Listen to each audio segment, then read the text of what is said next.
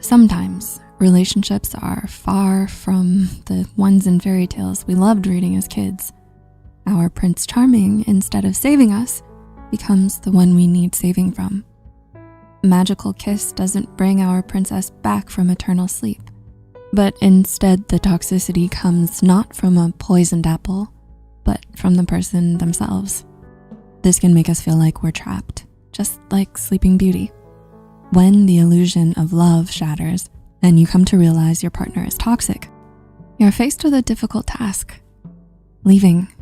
Breaking up is never easy, even if it's the best thing you can do for yourself. That's why we're here to offer you some steps you can take to free yourself from a toxic relationship. Red flags. Realizing you're in a toxic relationship is a crucial step when trying to escape. But what are the red flags? Licensed clinical social worker and therapist Insha Raman suggests you ask yourself these questions to recognize a toxic relationship. Do you constantly feel unhappy about your relationship? Even if we all feel down now and then, it's not normal to be sad, angry, or anxious nearly all the time around your partner. These feelings might be a result of your partner's toxic behavior. Are they often calling you names or criticizing you? Are they controlling, constantly texting or calling to check up on you? Or maybe they're overly dependent on you, manipulating or gaslighting you. Feel free to check out this video to learn more about these red flags and toxic relationship behaviors. A million reasons. Even if it sounds like the most logical solution, simply breaking up with a toxic partner is not always easy. You know that very well if you've tried to leave the relationship before. Psychotherapist Marnie Fierman wrote on Very Well Mind about some common reasons why you might be reluctant to leave. Do you feel like you can't break up with them because it feels like you'd lose a part of yourself? This is a fantasy bond, a defense mechanism which makes you feel like you and your partner are one, a connected unit. A codependent relationship also makes a breakup difficult. You might feel like you and your partner are dependent on each other, like you simply need to be near them in order to feel safe and loved. Or you might have false hopes that one day they'll turn their life around and change for the better. And sometimes toxic partners can be verbally or even physically or sexually abusive. You may be afraid of what your partner would do to you if you decided to leave. Please remember, if you're a victim of domestic abuse, we encourage you to seek professional help, either from a psychologist, social worker, or the police. This video is not a substitute for professional advice and protection. Please check out the description where you'll find a link with resources for victims and survivors. Sharing a secret. Do your friends and family know about the problems you're facing? If not, now's the time to open up, no matter how hard or embarrassing it may feel. You need a person of trust, not just to comfort you, but also to help keep you safe. It can be a family member, a friend, a colleague, or a professional if you feel like you're not really close to anyone else. Whoever it is, social support is crucial.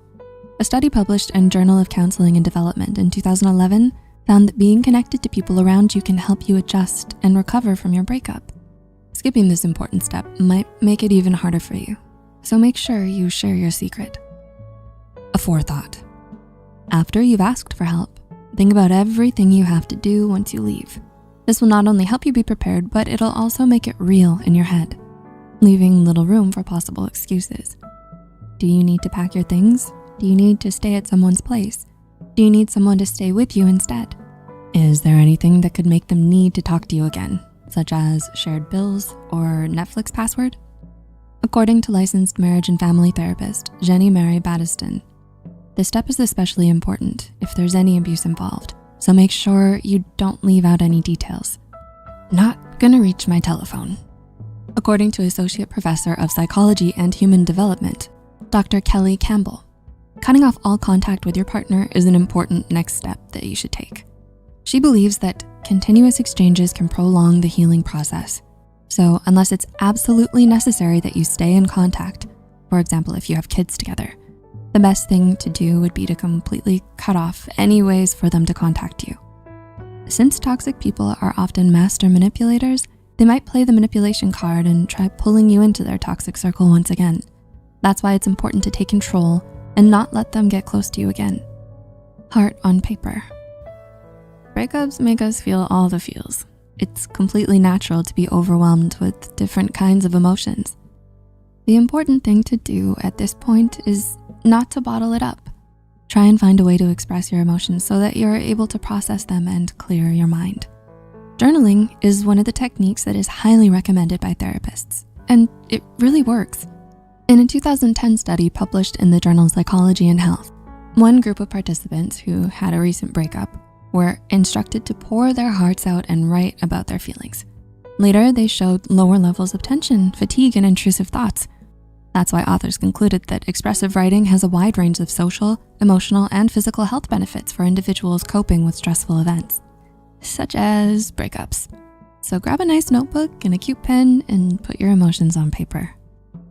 After all steps are taken and you free yourself from your ex-partner's toxic grip, please don't forget to take care of yourself.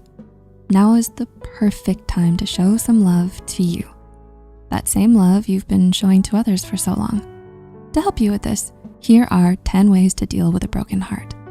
And don't forget, you matter.